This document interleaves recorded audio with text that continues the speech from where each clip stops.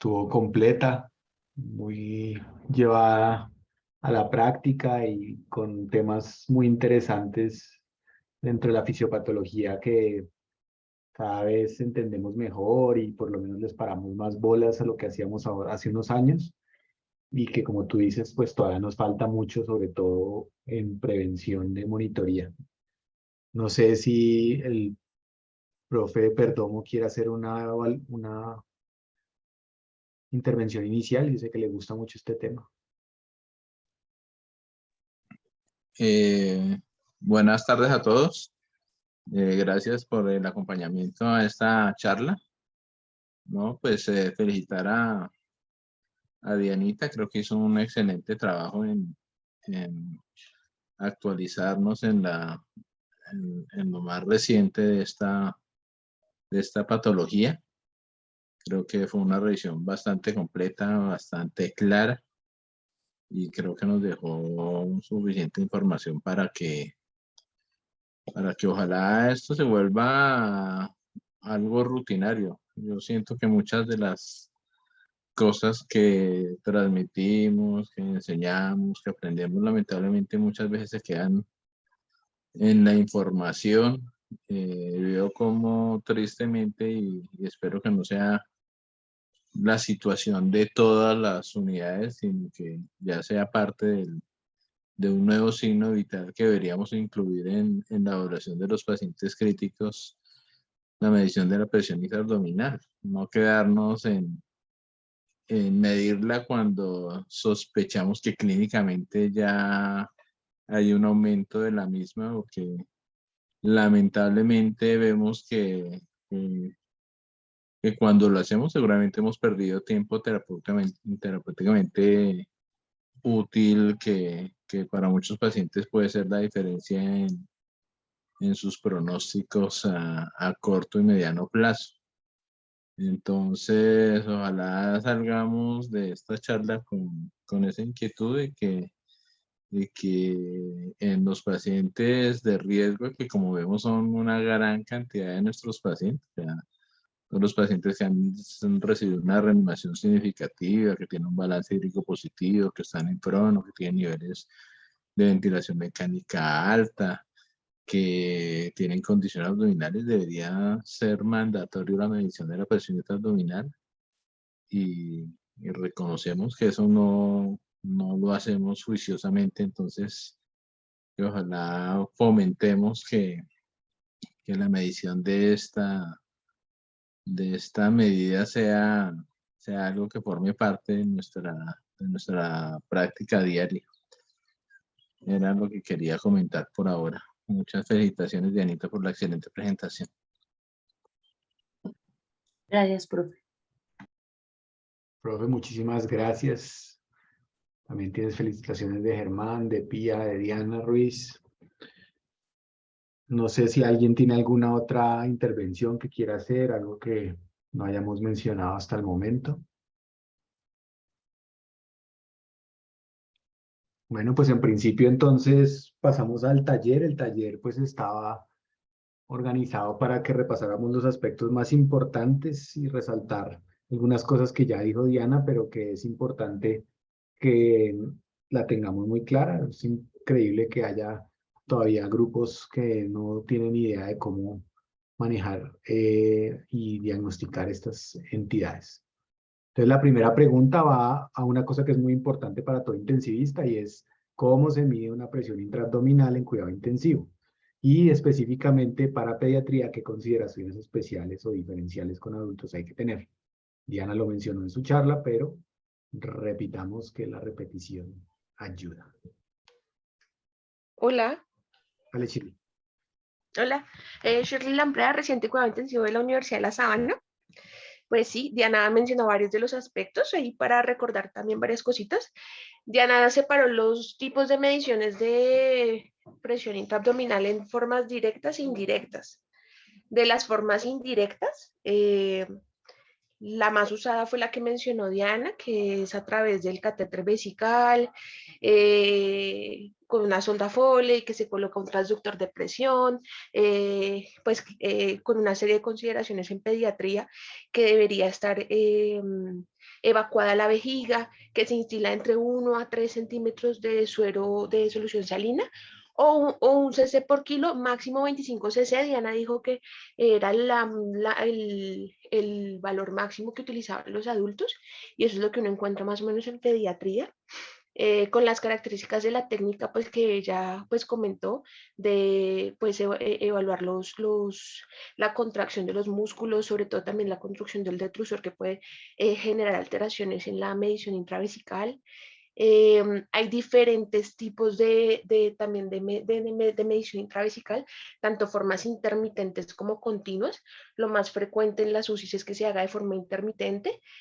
Diferentes métodos y dispositivos también se han evaluado o se han descrito, pero en general el principio pues es el mismo a través de la insuflación vesical del suero, el uso de los transductores universales de las llaves y el sistema de la colocación de escalas hidráulicas. Ese es como el método pues más frecuente usado. De los otros métodos indirectos, uno encuentra pues la medición de la presión a través de la vena cava inferior, que pues se colocaría un catéter, una punción a nivel femoral, obviamente con todas las complicaciones que puede generarse a través de la punción femoral. Al parecer unos resultados en adultos un poco más fiables, pero es una técnica mucho más invasiva, asociada a trombosis, hematomas y el riesgo pues, de infección. También se puede hacer la medición indirecta de la PIA a través de la presión intragástrica. Entonces se realiza colocando un catéter intragástrico con un balón pues en el extremo distal y conectándolo a un monitor en el extremo proximal. Y se insufla el balón de aire para determinar pues la PIA.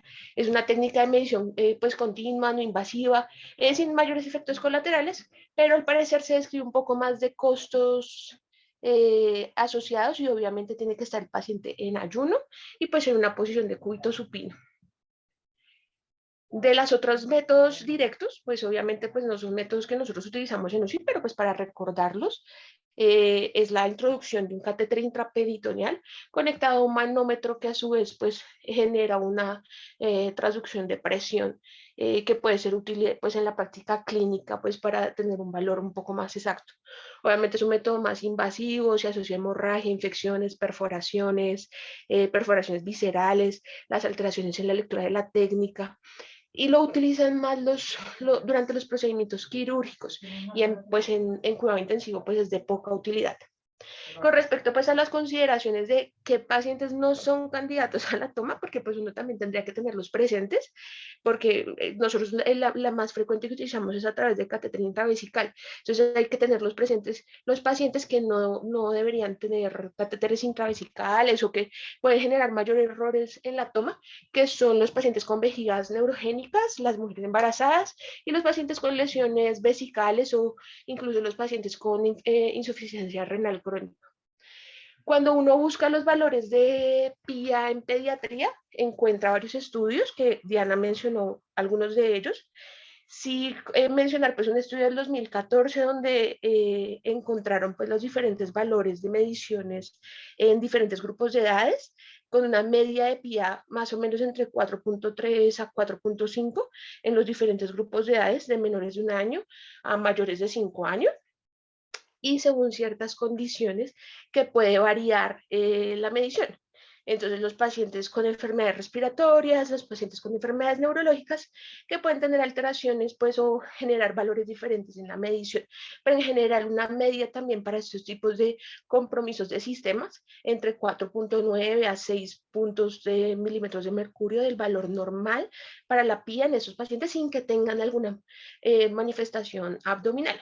Diana pues mencionó lo que se habla a nivel internacional de cuáles son los valores normales pues, de la PIA, que es lo que nosotros utilizamos en pediatría. Sí, una consideración pues que se habla en algunos artículos, y es que los niños van a tener presiones arteriales sistémicas o medias pues más bajas que los adultos. Entonces, al parecer los niños van a progresar más rápido a síndromes compartimentales y compromisos multisistémicos con presiones con presiones un poco más bajas. Encontré también varios estudios asociados a, pues, a mortalidad, uno que es muy parecido al que presentó Diana en su presentación, que la asociación de una PIA alta se asocia, pues, a mayor mortalidad, que si los pacientes que encontraron en pediatría con más de 12 milímetros de mercurio con una sensibilidad de 0.58 y la especificidad de 0.8 para una mortalidad a 28 días, muy parecida a la mortalidad que se asocia con tener un lactato elevado. Entonces, pues podría ser muy útil, pues, como un valor predictivo también de mortalidad, y lo que dice el doctor Perdomo, de tenerlo frecuentemente presente en las UCIs. No sé si alguien quiere hablar algo más. Shirley, muchas gracias, muy completa tu búsqueda. Germán te pregunta si sabes o si no respondemos en los demás, si uno debería medir o puede medir PIA cuando hay puesta una bolsa de Bogotá, un sistema de laparostomía por bolsa.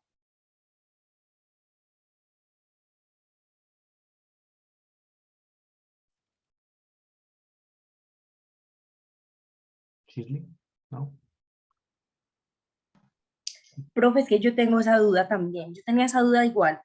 Entonces, traté como de buscar cosas de eso de medición de PIA en abdomen abierto y encontré fue como, o sea, puede medirla. Digamos que si hay consideraciones porque no va a estar la cavidad totalmente cerrada.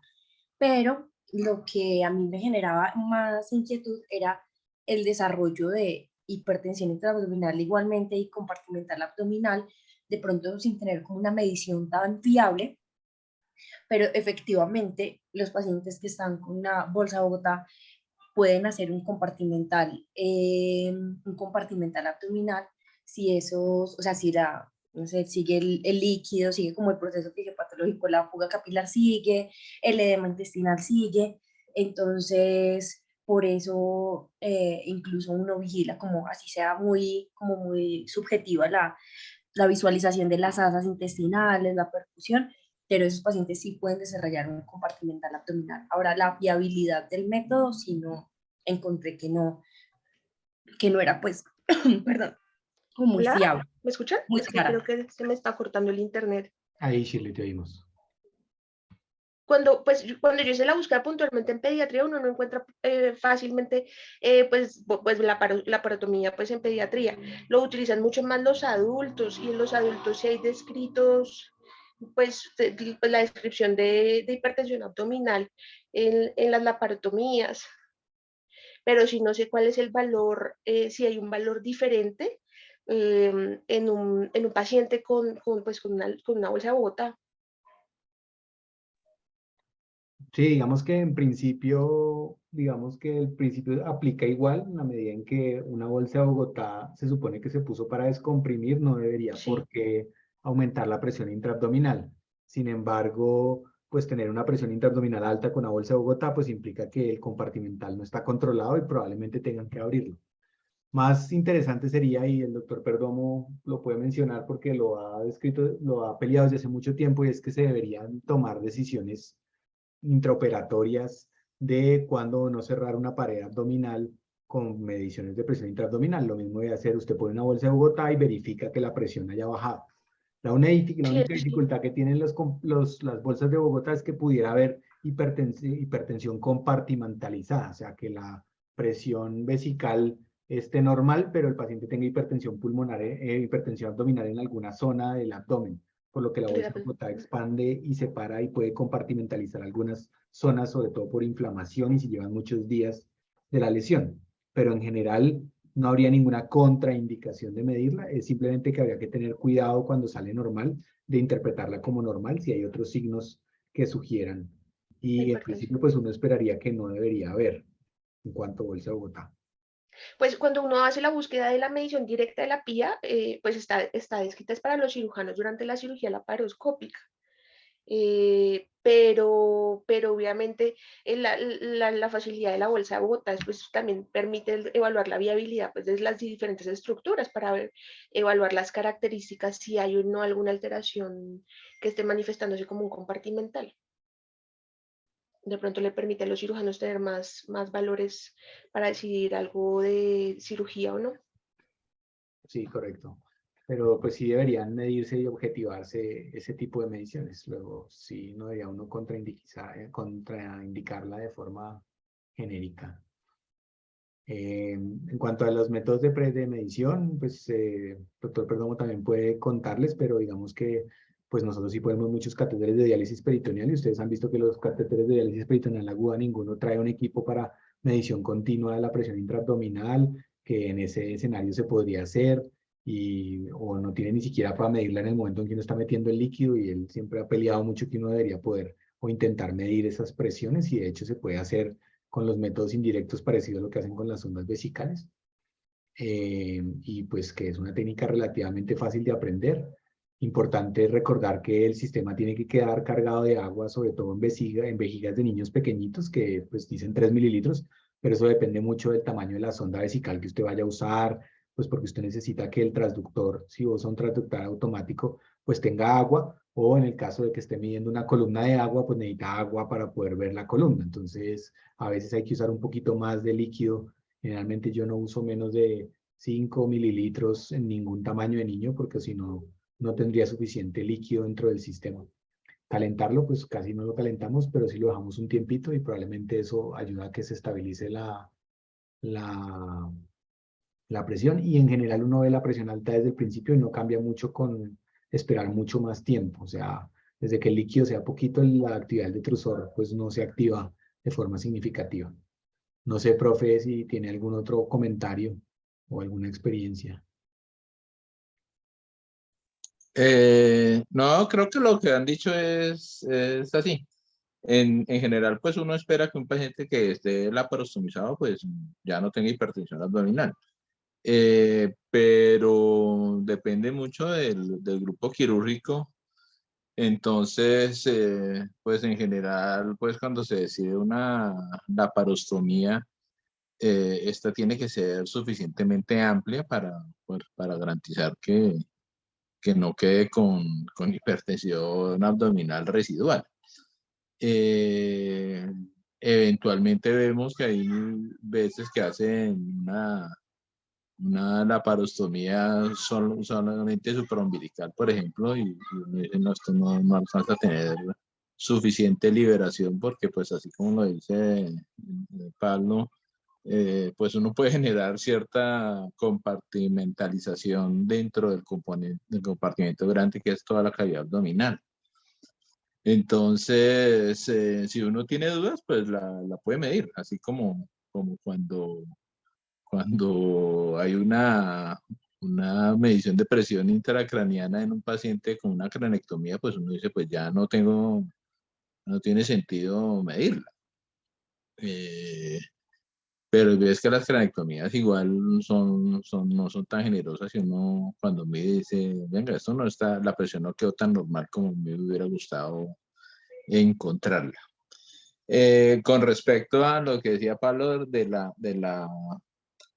la medición de la presión intraabdominal durante la diálisis peritoneal aguda, yo creo que eso sí debería ser también mandatorio, y es muy sencillo, o sea, medir con un metro cualquiera que todos tenemos ahí en todas las unidades para medir el perímetro cefálico y hacer la conversión de centímetros de agua a milímetros de mercurio es muy sencillo, y asegurarse que la presión que quede en la cavidad al terminar la infusión del lineal pues esté debajo de 10 centímetros de agua.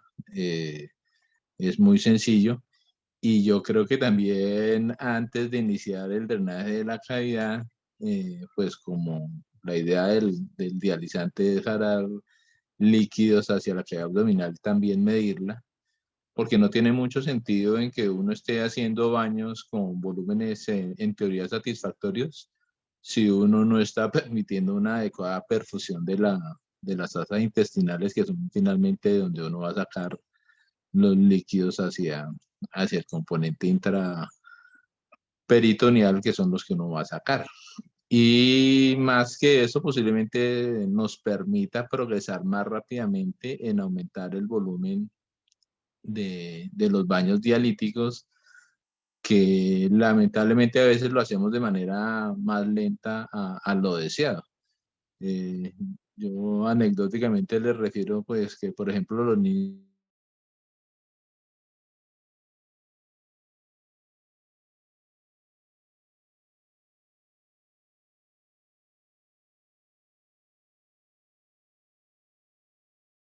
absolutamente complacientes, y a veces uno ve que somos muy tímidos en iniciar con volúmenes mucho más grandes con relación a los niños que no han tenido esta patología y que han tenido cavidades abdominales que no han sido expuestas a acumulación de líquidos. Entonces, es una medida muy, muy sencilla y que nos va a permitir hacer progresión o lamentablemente a veces pues tocará decir que toca reducir el volumen de líquido a infundir si uno ve que por la retención tan importante de líquidos, el estado hiponcótico, el mismo edema de la pared abdominal que ha tenido un niño antes de iniciar una diáresis peritoneal, de pronto no permita una cantidad de líquidos con relación a lo que habitualmente empezamos.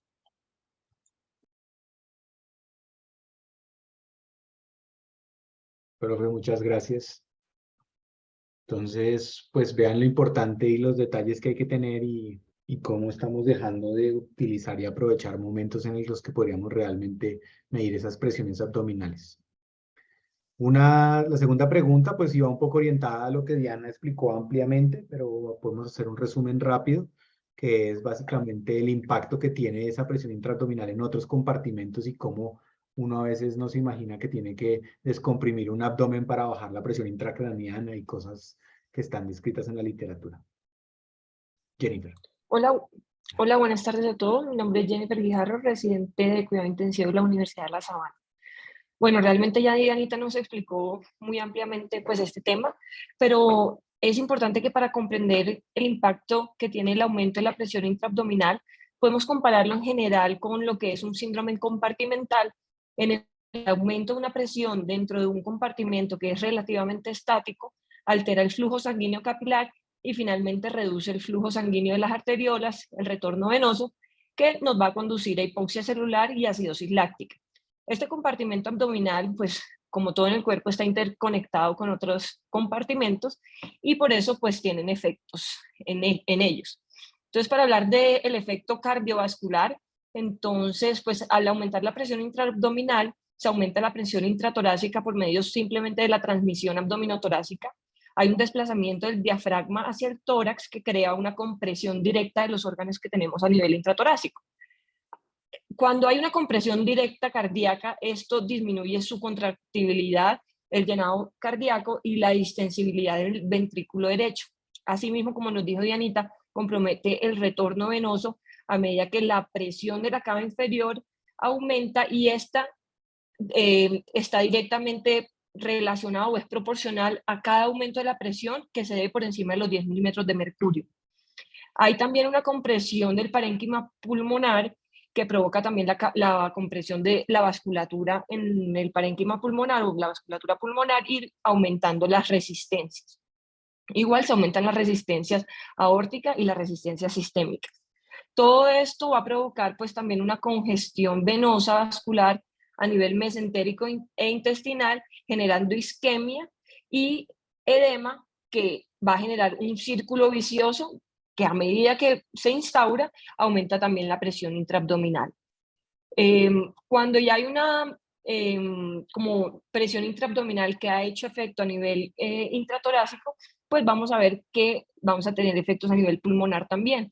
Vamos a disminuir el tamaño pulmonar, pues simplemente porque el tórax se disminuye en tamaño, eso generando atelectasia por pura compresión y vamos a tener una alteración en la ventilación perfusión, generando aumento, pues una reducción de la capacidad residual funcional, volúmenes corrientes más pequeños y aumentando la presión inspiratoria máxima, la presión de meseta, la presión media de la vía respiratoria y del trabajo respiratorio como tal.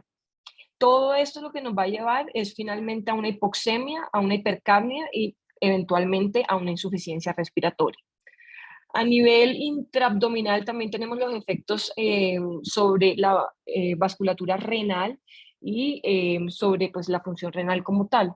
Entonces, todo esto se genera simplemente por compresión directa, aumentando las resistencias de la vasculatura renal, reduciendo el flujo su flujo sanguíneo y disminuyendo, por tanto, la tasa de filtración glomerular y llevando a una insuficiencia renal inducida por esta hipertensión intraabdominal.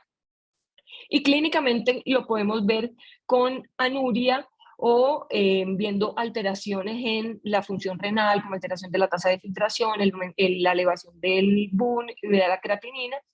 Y es importante saber que estos cambios pueden revertirse siempre y cuando se diagnostique y se trate de manera adecuada y tempranamente, porque pues ya una vez instaurada una anuria con una presión intraabdominal por encima de 30 milímetros, pues la literatura pues respalda que probablemente después de que haya una disfunción orgánica severa, pues ya no se puede revertir estos cambios. A nivel gastrointestinal, adicionalmente, cuando hay una alteración de la perfusión intestinal, pues generada por todos estos cambios del flujo sanguíneo arterial y venoso, que se dan por encima de los 10 milímetros de mercurio, entonces va a generar una isquemia intestinal, edema e hilio. Y cuando ya tenemos una alteración de la perfusión de la mucosa intestinal, esto va a provocar alteración o disminución en el pH con acidosis láctica, dañando la barrera de la mucosa intestinal, conduciendo a translocación bacteriana que pues va a perpetuar pues un estado séptico y a un choque. A nivel hepatobiliar también se ve alterado pues, el flujo sanguíneo arterial y venoso hepático de la vena porta y alterando finalmente la función hepática y del metabolismo de la glucosa, terminando con un aumento aún más del lactato. Y finalmente, a nivel del sistema nervioso central, como Dianita claramente nos explicó, cuando hay un aumento de la presión intraabdominal, hay un aumento de la presión intracraneal con disminución de la presión de perfusión cerebral, simplemente secundaria a una disminución del retorno venoso central por el aumento de la presión torácica. Esto va a generar edema cerebral. Jennifer, muchas gracias. Muy completa tu resumen. No sé si quieran comentar algo adicional. Creo que estuvo bastante claro. Diana también ya lo había expuesto.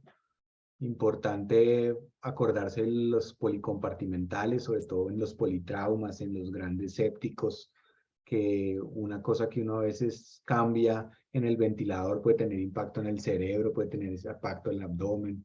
El que un paciente deje de estar anúrico puede hacer que necesite cambiar parámetros ventilatorios porque puede que la presión intraabdominal aumente, que a veces lo que era una presión normal, en el caso de una hipertensión abdominal, probablemente haya que tenerlos más hipertensos para que puedan mejorar su perfusión cerebral y su perfusión renal.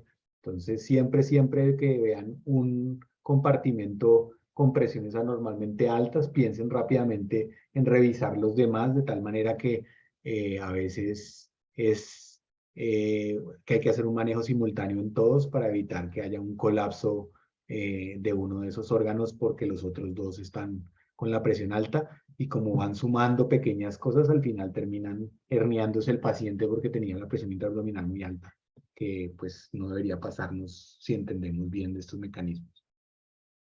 No sé, profe Perdomo, ¿algo más? Círculos viciosos.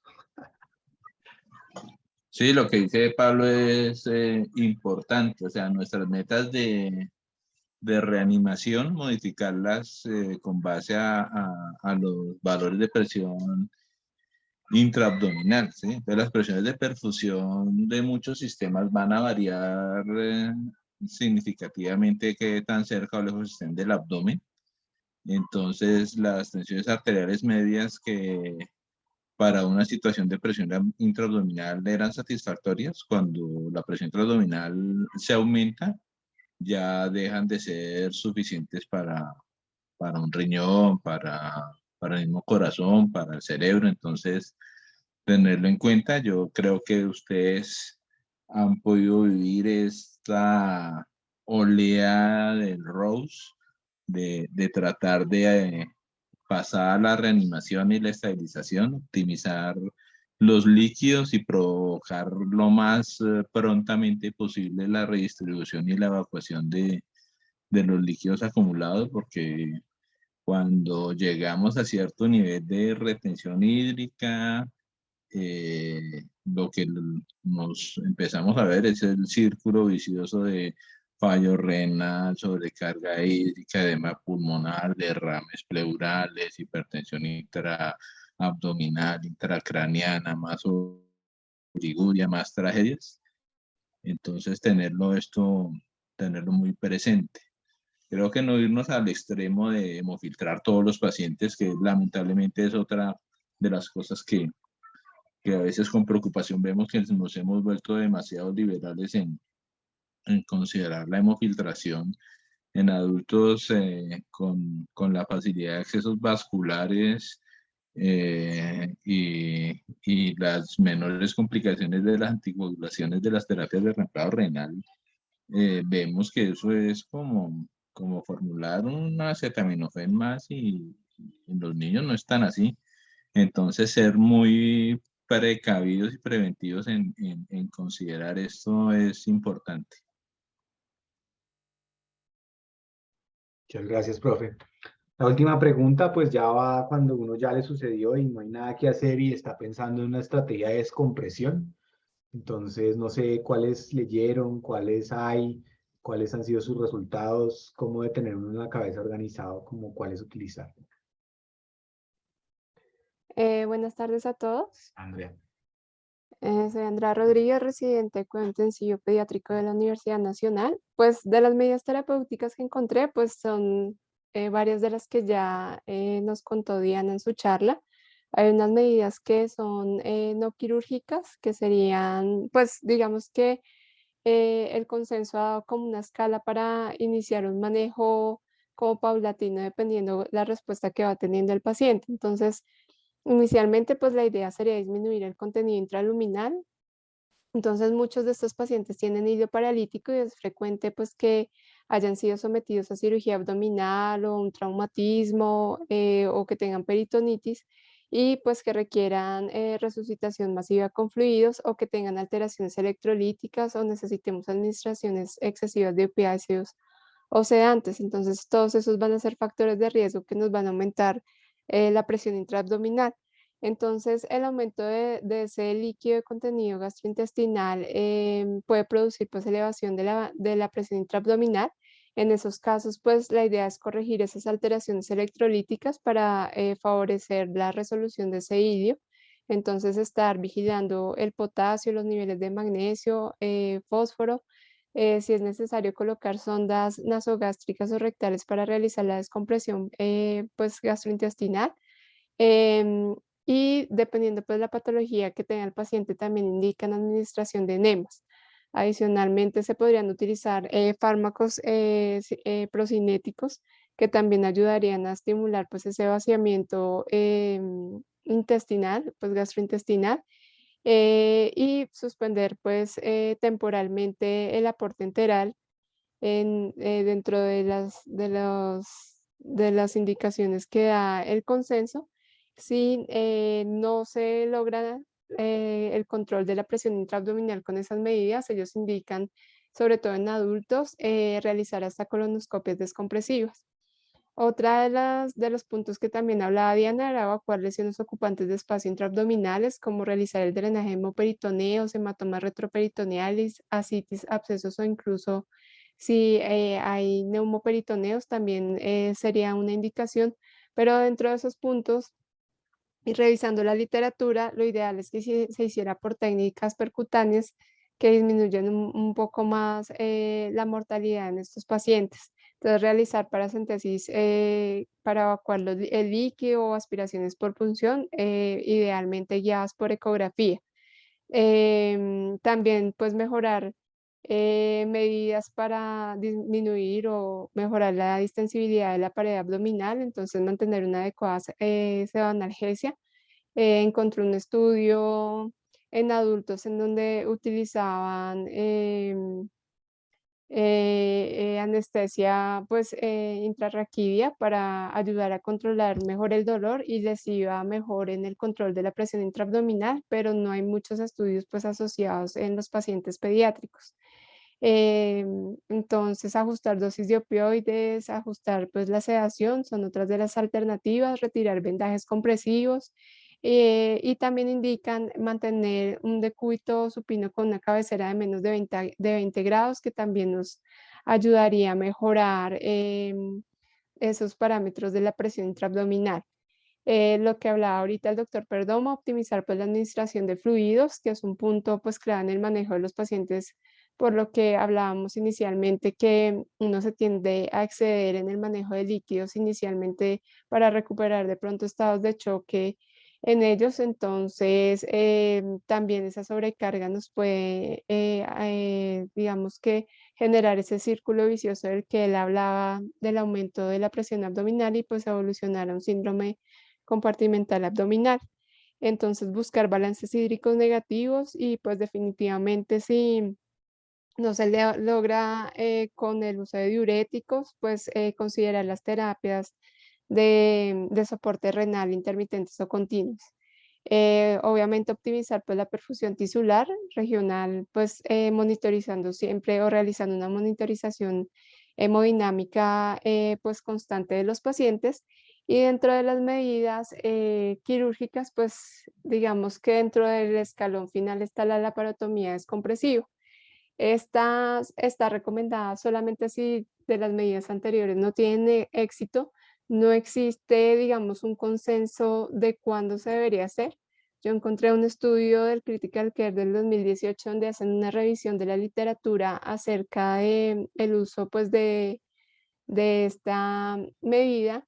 Es un estudio en donde hacen una revisión sistemática de la literatura y ellos encontraron pues 15 artículos en donde 3 de ellos incluían pacientes pediátricos, encontrando que la descompresión quirúrgica pues favorecía variables, evaluaron variables hemodinámicas, evaluaron función renal, evaluaron función pulmonar y encontraron que mejoraba frecuencia cardíaca, tensión arterial, obviamente había disminución de la presión venosa central, mejoría pues del gasto urinario en estos pacientes.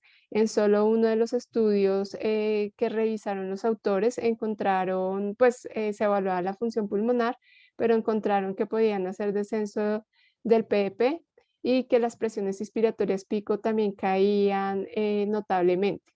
Sin embargo, uno de los hallazgos más importantes pues que encontraron en esta revisión de la literatura es que la laparotomía descompresiva encontraron una asociación débil con una mortalidad hasta de 60.8% en los niños.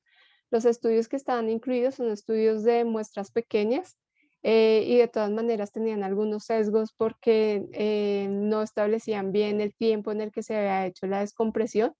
De todas maneras, yo pues me llamó la atención esto y estuve revisando por qué podría estar ocurriendo eso.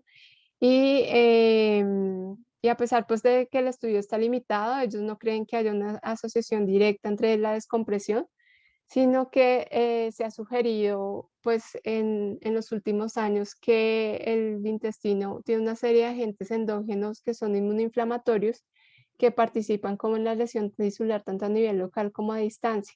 Entonces, independientemente de la isquemia que es secundaria pues al descenso del flujo sanguíneo, al efecto directo que genera pues el aumento de la presión intraabdominal, a partir del propio intestino se generan una serie de mediadores inflamatorios que causan ese síndrome de disfunción multiorgánica que probablemente afecta a sus pacientes.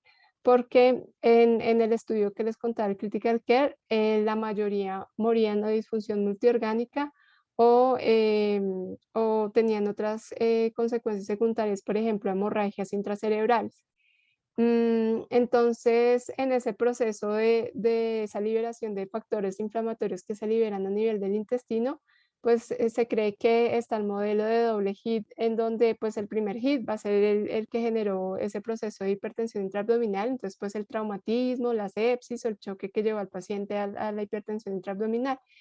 Y habría un segundo hit que está desarrollado por un síndrome de disestrés intestinal agudo, en donde pues el proceso de isquemia o ese proceso de isquemia-reperfusión desencadena pues inflamación del endotelio y del epitelio intestinal con aumento pues de la permeabilidad del edema de la pared, y eso pues conduce a un círculo vicioso que va a perpetuar la hipertensión intraabdominal.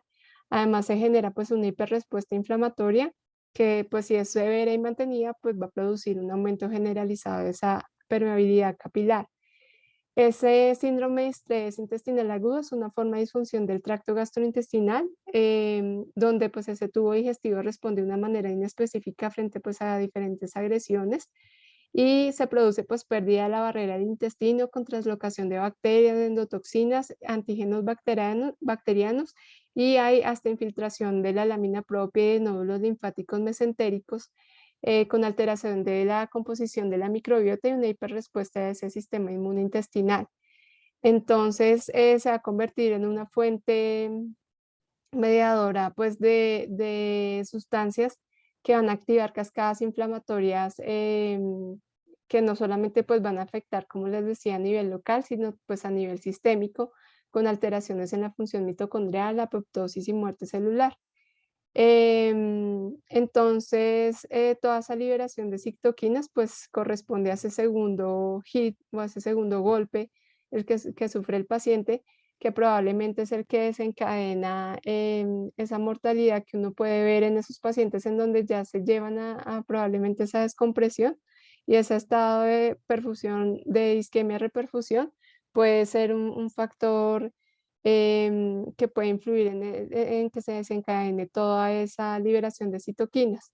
Además de eso, también se ha descrito que ese tercer espacio que se forma también es como un reservorio de citoquinas que es responsable de esas lesiones sistémicas, y que se han encontrado en estudios experimentales en animales, pues que debe haber un periodo como de 8 a 16 horas tras un insulto inicial para que se genere toda esa cascada inflamatoria. Entonces yo creo que ahí es donde viene la pregunta de cuánto tiempo de pronto, si hay un retraso en realizar esa descompresión, digamos, ya tenemos activa toda esa cascada, y pues ya cuando se realiza probablemente la mortalidad está más asociada a que ya está activa toda esa respuesta inmune, pues que es excedida. Y ya eso fue como lo que encontré básicamente. En niños hay pocos estudios de verdad, pues como de los manejos, pero pues estas son las indicaciones que uno encuentra principalmente. Muchas gracias, Andrea. Creo que hiciste una búsqueda muy profunda y trajiste muchos elementos interesantes. Definitivamente, pues el manejo tardío de estas descompresiones es una desgracia, todos lo hemos vivido cuando ya llega el niño que lleva varias horas de un compartimental abdominal como diría el doctor Misrahim, el portero podía haber diagnosticado que tenía un síndrome de compresión abdominal. Pues desafortunadamente suele pasar que cuando los descomprimen la carga inflamatoria es tan severa que esos pacientes entran en disfunción multiorgánica y no lo saca nadie. Entonces todos contamos las historias de el niño que hizo isquemia, que llegó con el abdomen vuelto nada y lo abren y se muere intraoperatoriamente o se muere en el posoperatorio inmediato. A pesar de que uno está preparado y sabe que va a venir, pues es muy difícil de atajar esa inflamación y esa cascada. Entonces aquí el secreto sí está en ser mucho más anticipatorios, en no dejar que llegue a mantenerse una presión de esa, tener un equipo quirúrgico que tenga muy claro que una compresión importante, aguda, es una emergencia médica y que requiere una decompresión rápida, que sí es verdad que cuando la compresión es por líquido libre, pues se puede intentar con un catéter, pero pues que no todas las compresiones son de ese origen. No hemos usado mucho las sondas rectales para descompresión, más bien los enemas cuando hay algo de estreñimiento, pero pues si lo que hay es dilatación intestinal, probablemente el enema tampoco es que descomprima mucho. Las sondas nasogástricas abiertas, eso es claro, eh, pero pues es una tragedia una vez sucede, pues porque a veces son pacientes que terminan con laparotomías con abdómenes abiertos por causas que no tenían nada que ver con el abdomen, y pues es un poco difícil de manejar después esos cierres y eso. No sé, profe, perdón. No, yo sí estoy de acuerdo con esa excelente revisión que hizo Andreita. El, el hacer el diagnóstico oportuno y el intervenir rápidamente.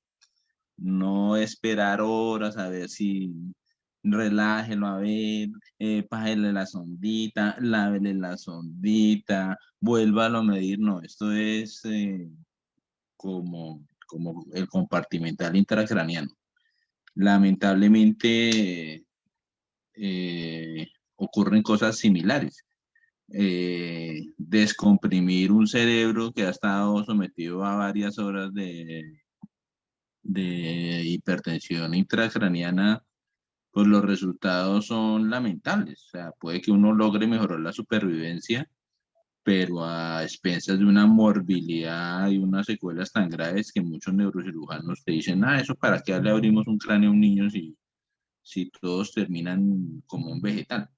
Pero, pero en la medida que los grupos quirúrgicos se integren al cuidado y entiendan que un compartimental abdominal de 2 horas es muy diferente a uno de 8 horas, vamos a lograr que a estos pacientes les vaya un poco mejor. Abrir un abdomen y encontrar necrosis de todo el intestino medio sin ninguna posibilidad de vida es un fracaso total.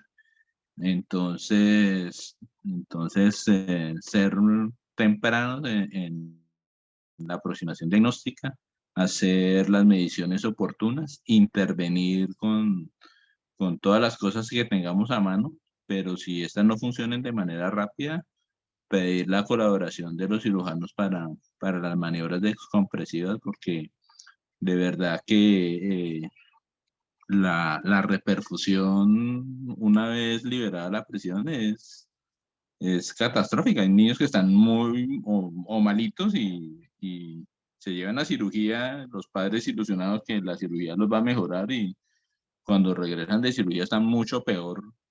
¿Por qué? Porque pues todas esas citoquinas, todos esos productos bacterianos e inflamatorios, cuando circulan por todo el organismo, pues terminan generando un fracaso orgánico múltiple gravísimo. Durante algún tiempo se ensayaron cosas que yo creo que no se ha hablado de eso ni se ha vuelto a publicar, como intentar infusiones de mannitol o de albúmina como medidas para tratar de ser captadores de parte de la respuesta inflamatoria.